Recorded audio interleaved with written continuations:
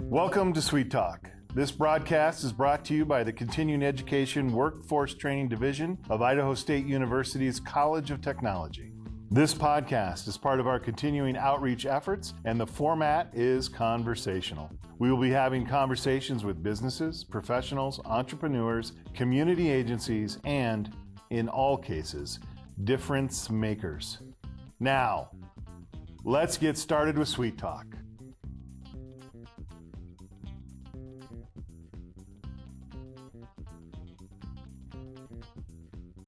Hello everyone, this is Jason Batalden, hosting today's episode of CEWT Talk.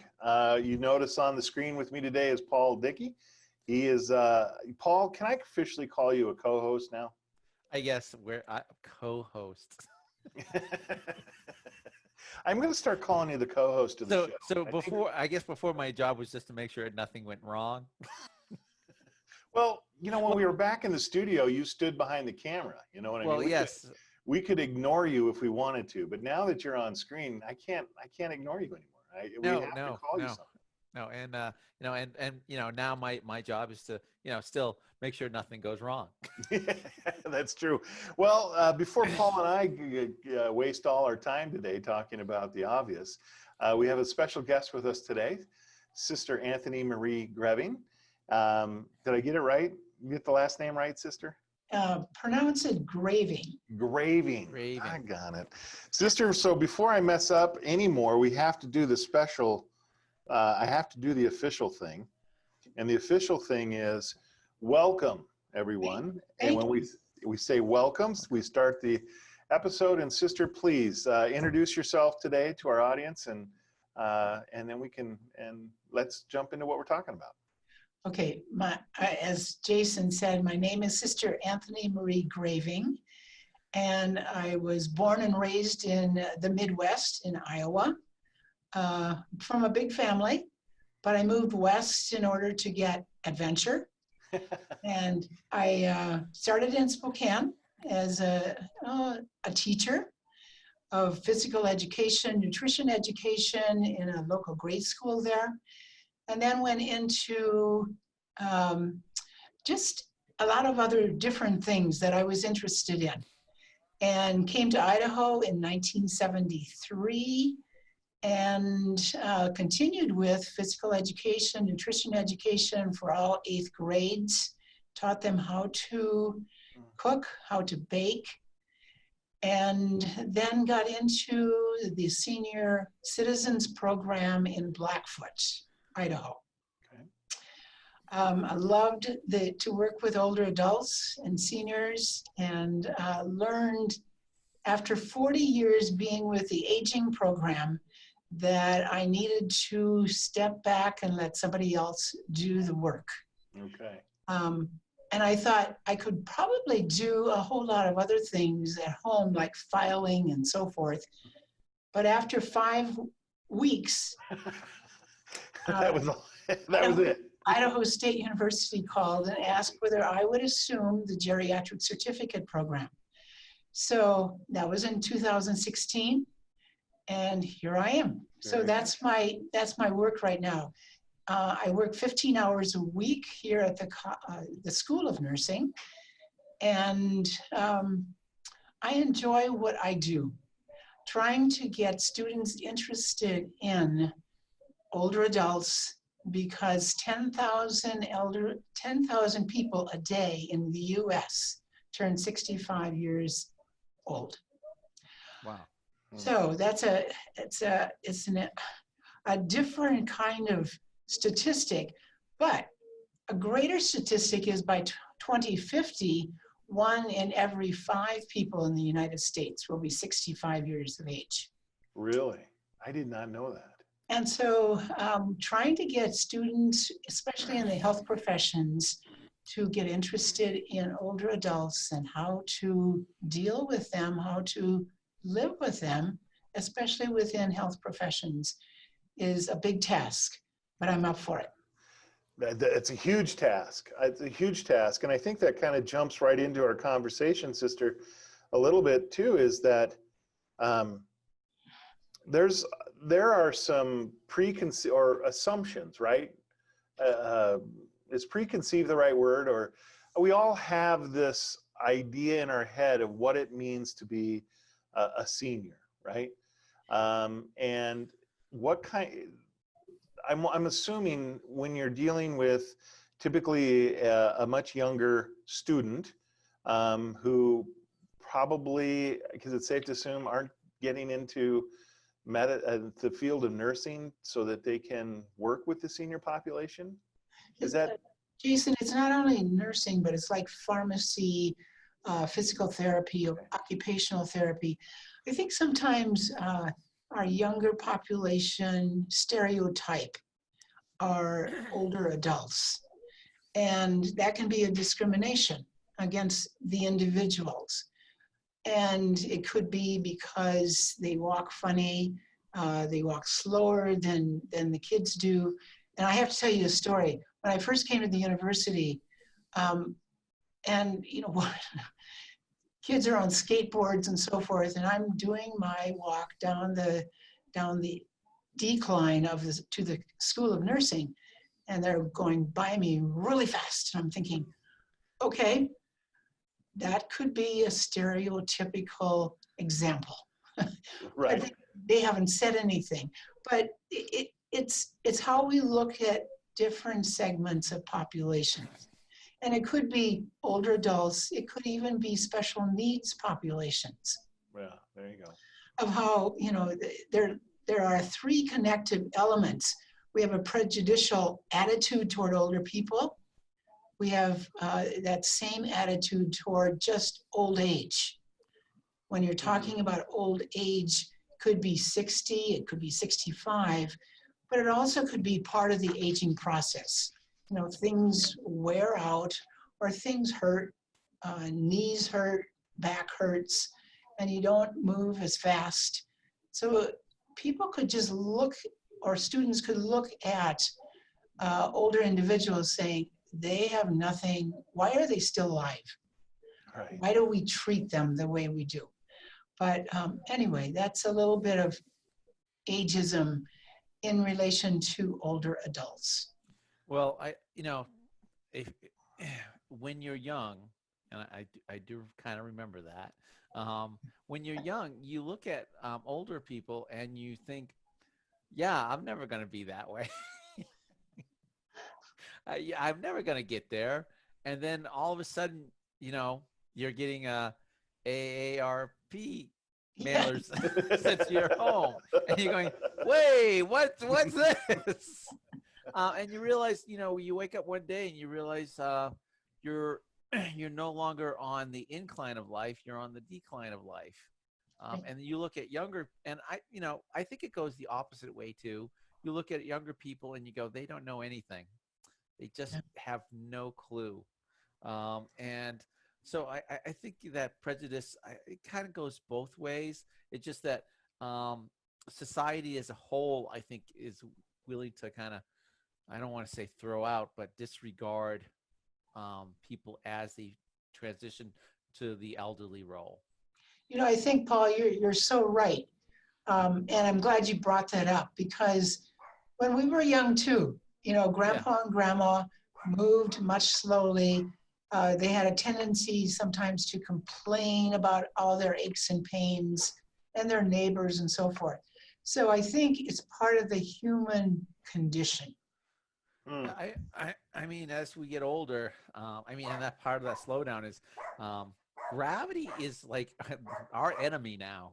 It's I don't know about you, but you know, it seems like you wake up in the morning and it's like going, yeah, I slept, but I really hate that first half hour of the day.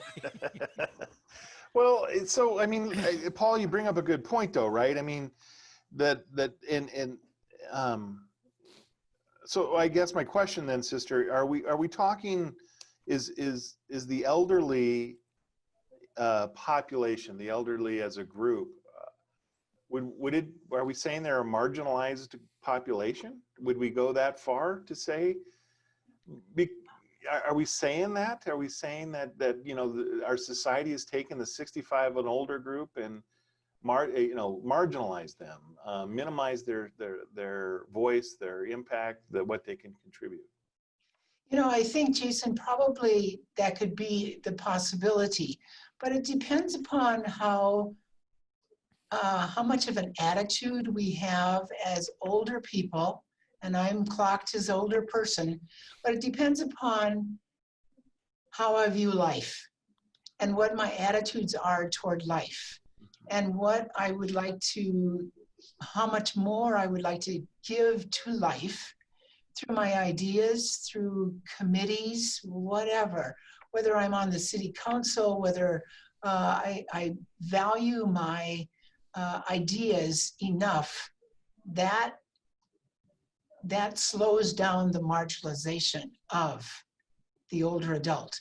But if you are sitting at home, you lost your spouse, and you are very lonely, then I would consider that part of the being marginalized as an older adult. And so I guess what I'm saying, bottom line is that no matter what age we are, whether we are 16, whether we are 72 or 80, we still have contribution to make to society, and we have a lot of give to our younger adults, and younger adults can give a lot to the older adults. So is this something, I'm sorry. It just depends how we view life, I guess. That's my overall bridge. So is this some of the lessons that you try to convey in your geriatric certificate program? Yes. Now I'm the coordinator of the program. So Paul, I'm not a teacher Okay. or a faculty member, but I'm the coordinator for this program. So when students come, they come sometimes with fear and trepidation, mainly because of who I am as a Franciscan sister, but also they don't know what this geriatrics is all about. So when I say, what do you know about geriatrics? It's old people. Well, so what? So we talk about it. Right. Well, and Matt, I'm sorry to interrupt, sister, but I think you bring up the good point that you kind of referenced earlier. Our view and understanding of geriatrics, of the senior individual or population, is based currently on our own experiences with our own family members, right? That's correct. So if we have, and that's all, part of that too is a little, your view of life and how you approach it, but health has a significant impact on that view, right? You brought up the scenario of the widow or the widower. That has an impact, but also your physical health. And as Paul pointed out earlier, the older we get, the more the more we feel that, the more we experience the breaking down and wearing down of things. So a student comes in, they're going to be, it's possible they may be intimidated, not just because of but because of their own experiences, right? Maybe they had negative experiences. Maybe, my favorite story about my grandma, God rest her soul in peace, but, we were scared of her. she was mean. You know what I mean? And, you were always glad, when you listened to her, because, she talked horrible about everyone else. And then you knew the minute you gone, she was talking to someone else about how horrible you were. And, God bless her very much. But on the flip side, that's a shaping experience for me when we deal with when I see seniors, But the other thing, Jason, I'd like to bring up is, in the past, we had some of Dad and Mom's relatives living with us. So it's an intergenerational kind of family. But today, mother and father work. And so it takes an extra effort in order for father and mother to make a call to their mom and dad, and really to find out how they're doing and what they would like to do together, Right. if that's a possibility, depending upon if they're in the vicinity or if they're across the country. But that's, I always say to the students, if you have a mom or dad, if you have a grandpa or grandma, or you have a mom and dad, call them. Call them every other day or call them every day and find out how they're doing. Because it's that human voice that is so, it's calming for them, but it also can be a very reconciliation if they are at odds with One son or another. daughter or vice versa. Well, and let's talk for a minute too about the current reality we're in. You know, with the COVID-19 and the pandemic, and the fact that the senior age group is a highly vulnerable population. Lack of content, families not able to visit, has become an issue beyond just an issue. I mean, it's a big deal now, right? I mean, and that's a significant impact on that population, and I'm assuming care as well. Yes. Now, if I could quote, like the CDC put out something just recently, like 8 out of 10 people who are in like a nursing home or assisted living will die because of hospitalization, because of ventilators, because they have trouble breathing. And so it for bids, family members coming into like a hospital situation or even into a nursing home skilled care facility in order to see their loved one. That puts a lot of stress, not only on son or daughter, but also very much so on the older adult, especially if there's a good relationship. And you can't have a lot of family members coming in to a nursing home if the patient is quarantined. Yeah. Right. So either they have to talk through a window or through some kind of means where they sometimes can't even see them. They talked on the phone. Right. So, but you have a lot of people at home who one person might be quarantined, and so the older person is quarantined as well. That's a hardship because the loneliness sets in.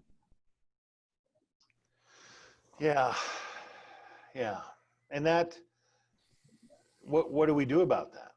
I mean, right? I mean, I guess that's my question. What do we do? You know, the best thing that I know that we're doing right now is we're calling on the phone, making a very concerted effort. I have about 6 or 8 different people that I call on a weekly basis. And I think, you know, I can stay on for 5 minutes. However, it's usually a half hour later with one person. Because as I said before, that human voice talking about their families, what they're going through, that means all the difference in the world. So when it comes to training students, I mean, I'm assuming that's part of the main emphasis, right? It was when students are being prepared to, you know, enter into the medical field or healthcare field in whatever aspect they are. Part of that is also helping them understand the importance of the human voice, especially in this population. You know, and it's not only the human voice, that I think is 95%. The respect that they give to the older adults, if they're, you know, doing an examination, helping them off the table, whatever it might be, that earns respect for the older adult. And I think that's part of the geriatric certificate program, especially within the internship, which is a 2-credit course. They have, you know, 3 credits in survey of aging issues, but they also have another 3-credit course of how to do interprofessional care management as a team within a hospital or a skilled nursing facility. And that rounds it out as far as the internship when they can do the practical application. So, sister, I mean, we all know the most of the hurdles that the elderly have to face, you know, with physical and the kind of aging process. But do you find that there's also increased depression? I mean, you have some that are, you have some people that are now, you know, heading into their later years, and it's not just the physical ailments they feel, but they also now are losing friends and family members over time as well. And then they could wind up also in possibly a care facility, increasing their amount of loneliness. So I didn't know whether the elderly suffer from a greater percentage of depression.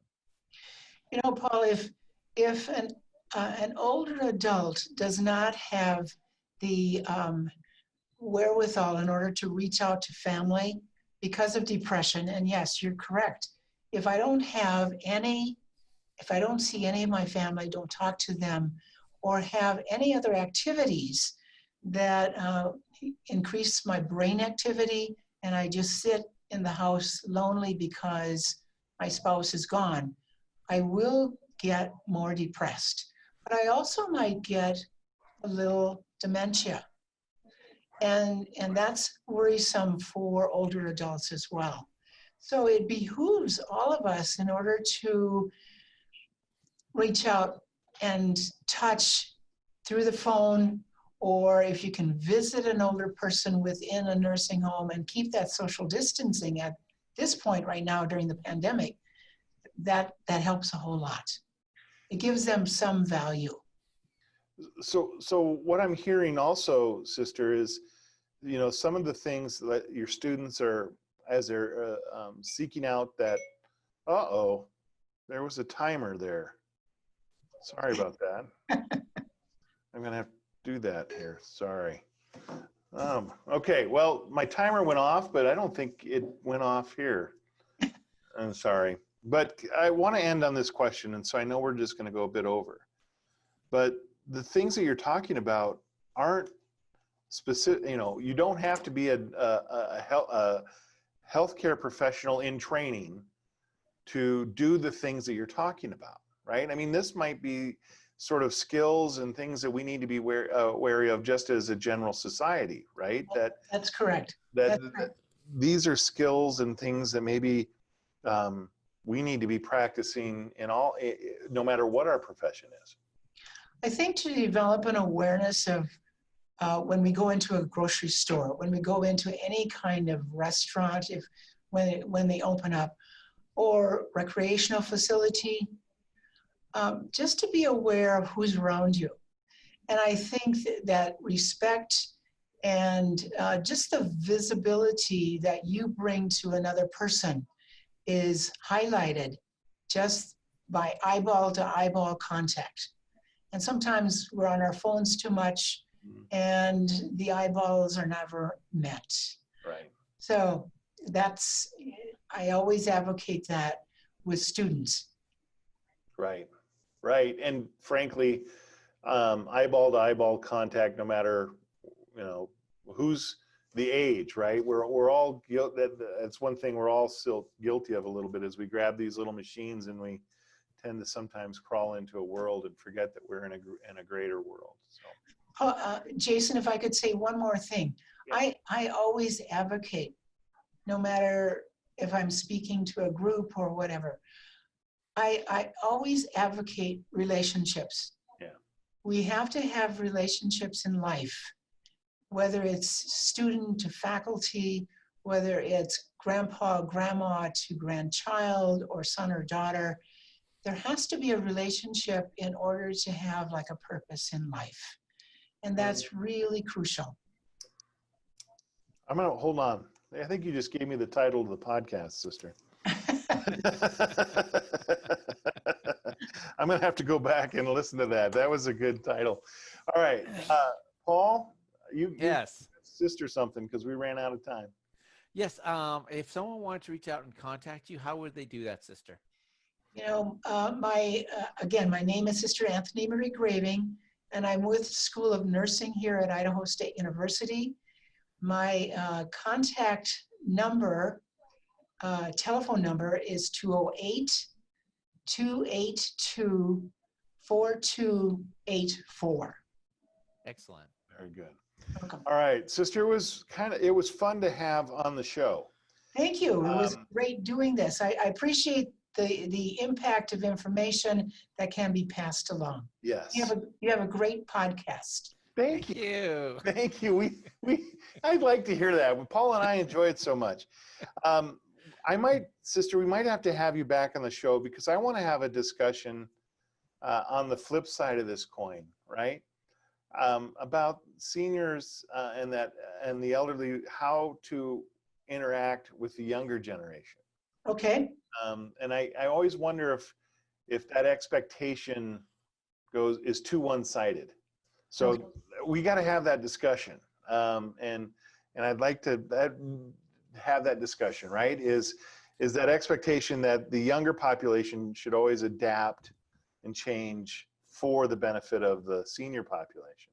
But I'm thinking if we go back to your comment about relationship, that has to be a two-way street.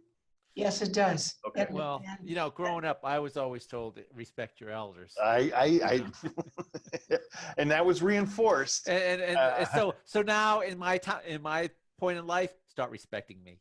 Yeah. Okay.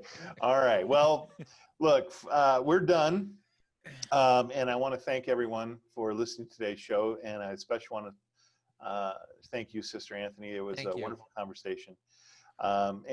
So please check out our website at www.cetrain.isu.edu. That's cetrain@isu.edu. You can call us at 208-282-3372. And thank you for being on the show. Thank you, Jason and Paul. Thank you. Thank you.